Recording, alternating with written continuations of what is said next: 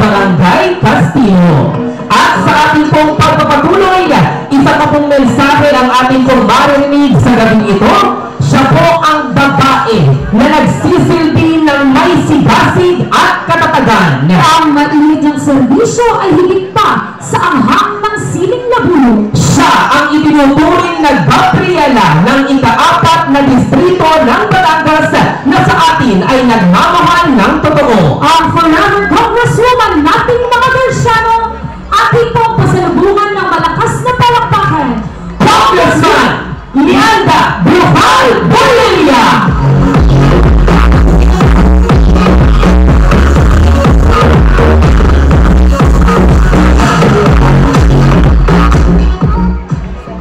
Maraming salamat. Magandang gabi po sa inyo lahat.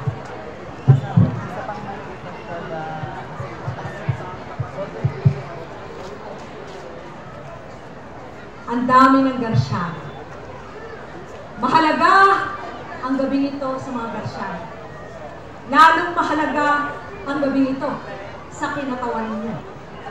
Dahil ito na ang kahuli-hulihang selebrasyon ng Kabakahan Festival na ako ay kinatawan ninyo sa Kongreso. At maaaring ito na rin ang kahuli-hulihang pagkakataon na maiimbita pa ako sa pagdiriwang na ganito. Hindi. Kaya, hayaan po ninyo na magpasalamat ako at batiin ang lahat ng Garciano. Maraming salamat, Mayor Celsa Rivera. Salamat. Mahusay, magaling, mapagkakatiwalaan ng Garciano, isang babaeng katulad ko. Salamat, Vice Mayor Miko Rivera. Sa lahat ng miyembro ng Sangguniang Bayan, sa mga nagbabalik na konsihal, sa ating konsihal na ngayon ay bukal ng lalawigan, bukal Melvin Vidal. Salamat, Mayor Congressman Mike Rivera. Totoong hindi magiging ganito ang Bobby Garcia kung hindi sa gawa niya. Palakpakan natin po siya. Ipinasa sa kanyang asawa na yun ang kanyang anak ay nagdilikod na rin sa ating mga Garciano. Tunay na hindi kakahiya ng mga taga-bayan ng Bobby Garcia ang isang Michael Rivera. Tulad ng sinabi ko po sa pagdiriwang na 175 anibersaryo, sasamantalahin ko ang pagkakataon sa aking mga kapwa Garciano na magpasalamat sa inyo. Salamat. Salamat sa tatlong termino na kasama ko kayo. You walk with me. I walk with you. We walk together. And I think by walking together, we succeed.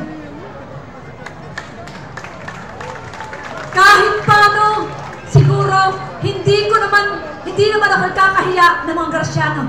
Pero totoo, nakinapos na ako sa oras, hindi lahat ay nagawa ko. Hindi lahat ng problema ay nasolusyonan ko. Hindi lahat ng pangangailangan ay nabigay ko. Pero alam ng Diyos, buong lakas ay binigay niya sa akin. Ibinuhos ko. Gumawa ako ng paraan na makaya ko. Pero wala nang panahon. Kinapos na talaga tayo. Kinapos na talaga tayo. Nagpapasalamat ako dahil baka ito na rin ang huling pagkakataon. Baka yung iba, hindi ko na makita pa dahil ilang buwan na lamang tayo manunungkulan bilang inyong kinatawan. Pero sasamantalahin ko ang pagkakataon para magpasalamat sa suporta at tulong ninyo lahat. Maraming salamat. Maraming salamat. Doon sa iba na sa panahon ng aking panunungkulan ay pwedeng aking nasaktan o sa akin ay nagdamdam. I sincerely say sorry. I'm very sorry. Kahit kailan, hindi natin sinadya kung tayo may nagdamdam sa atin o meron tayong nasaktan. Ako po, bilang kinatawan ng distrito, ay nagmamalaki na ako ay isang Garciano. At kahit pagkatapos nito, kahit pagkatapos ng panunungkulan ko, palagi ko'y pagmamalaki na ako ay isang Garciano. At tulad ng lagi kong sinasabi, maaaring tumanda at lumipas na ako. Isang araw, hindi na maalala ang siling labuyo, pero tatandaan ninyo, kahit tumanda at lumipas man ako, palaging may alaalang iiwanan sa inyo. So sa aking pag-alis, dala ko ang puso ng Garciano. Sa aking pag-alis, masaya naman ako. Masaya ako na kahit pa paano, binigyan ako ng Diyos ng pagkakataon na maging instrumento para kahit paano makapagsilbi sa ating mga kababayan. Hindi lahat ay nabibigyan ng ganitong pagkakataon. Binigyan tayo ng Diyos. At binapalagay ko, nagawa naman natin ng tama. Nagawa natin ng tama dahil inspirasyon ko ang bawat Garciano. Muli, maraming salamat sa inyo. Sa ating mga kapitan, maraming salamat. Salamat sa tiwala na kailanman ay hindi pwedeng mabili. Salamat sa tiwala na hindi basta ibinibigay. Salamat sa tiwala na ibinibigay ng pusa. Maraming salamat. Ngayon, sa pagsisimula at pag-arangkada ng Kamakahan Festival ng 170th anniversary ng Bayan ng Padre Garcia. Malayo-layo na ang narating ng ating bayan. Malayo-layo na. Lumago ang ating bayan. Lumago na lumugat na kilala ang Garciano. Habang lumalago ang bayan, parang pakiramdam ko, paliit naman ang paliit ako. Pero okay lamang, dahil tulad lagi ko sinasabi, di balik, lumiit na lumiit tayo, ay importante, lumalaki ang ating pagsiservisyo.